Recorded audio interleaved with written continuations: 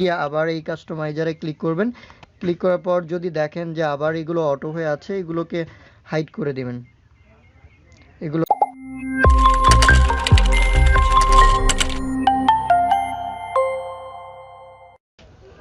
আসসালামু আলাইকুম। Facebook apps update দেওয়ার কারণে অনেকের ভিডিও ফাংশনটাই হারিয়ে গেছে ফেসবুক থেকে।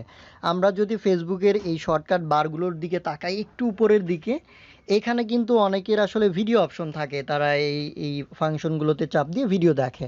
তো আপডেট করার পর উধাও হয়ে গেছে। অনেকেই সেটিংসে গিয়ে শর্টকাট বার খুঁজতেছেন, পাচ্ছেন না। তাদের জন্য আজকের সমাধান খুবই সিম্পলি, আপনি কিন্তু সেটিংসটাকে এনাবেল করে দিতে পারেন। সেজন্য আপনাকে যেটি করতে হবে, আপনার ফেসবুকের মেনু বারে যেতে হবে, সেটিংস বারে প্রবেশ করতে হবে। তো আমরা একটু ক্লিক করছি, দেন আপনাদেরকে সেটিংসে যেতে হবে। সেটিংসে যাওয়ার পর কিছু ফাংশনের পরিবর্তন আসছে। একটু যদি নিচের দিকে খেয়াল করেন, এখানটায় পাবেন আপনারা নেভিগেশন বার। এই নেভিগেশন বারে ক্লিক করবেন। ক্লিক করার পর একদম টপে যে দেখতে পাচ্ছেন কাস্টমাইজ দ্য বার, এখানে ক্লিক করবেন। ক্লিক করার পর দেখবেন যে এখানে কিছু ফাংশন অটো হয়ে আছে আর কিছু ফাংশন হিডেন হয়ে গেছে। আমরা যদি একটু লক্ষ্য করি, দেখেন এখানে ওয়াচ অর্থাৎ ভিডিও শর্টকাটটি হিডেন হয়ে গেছে।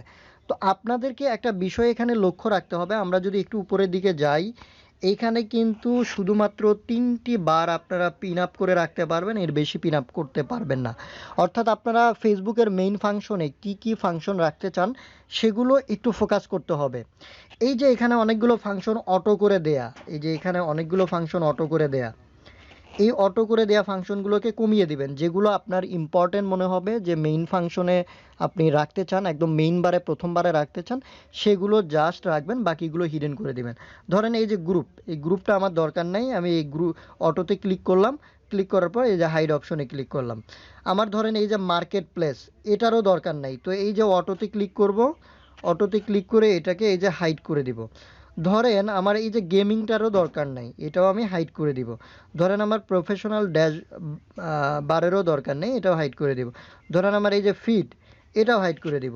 তো এইভাবে হাইড করে দিবেন, ঠিক আছে? এভাবে হাইড করে দিবেন, দিয়ে আপনি ব্যাগে যাবেন, গিয়ে আবার এই কাস্টমাইজারে ক্লিক করবেন।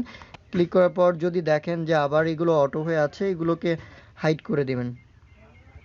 এগুলোকে হাইড করে দিবেন। হাইড করে দেওয়ার পর আপনারা এই যে ওয়াচ হিডেন অপশনে যে ওয়াচ দেখতে পাচ্ছেন, এই ওয়াচটার এই হিডেনে ক্লিক করবেন। ক্লিক করার পর এইটাকে অটো করে দিবেন। তো এটাকে অটো করে দিয়ে উপরে তুলে দিবেন। দেওয়ার পর আপনারা ব্যাক বাটনে প্রেস করবেন। প্রেস করার পর একদম এখান থেকে বের হয়ে যাবেন, ফেসবুক থেকে বের হয়ে যাবেন, একদমই এগুলা কেটে দিবেন। কেটে দিয়ে আবার যদি আসেন নতুন করে, দেখেন আমার কিন্তু ফেসবুক ভিডিও যে ফাংশনটা, এটা কিন্তু চলে আসছে। আমরা যদি ক্লিক করি, এখান থেকে কিন্তু আমরা বিভিন্ন ধরনের ভিডিও দেখতে পারবো। তো এই সামান্য ট্রিক্সটি হয়তো আপনারা খুঁজে পাচ্ছিলেন না। তো ধন্যবাদ, ভিডিওটি হয়তো কাজে লাগবে আপনাদের।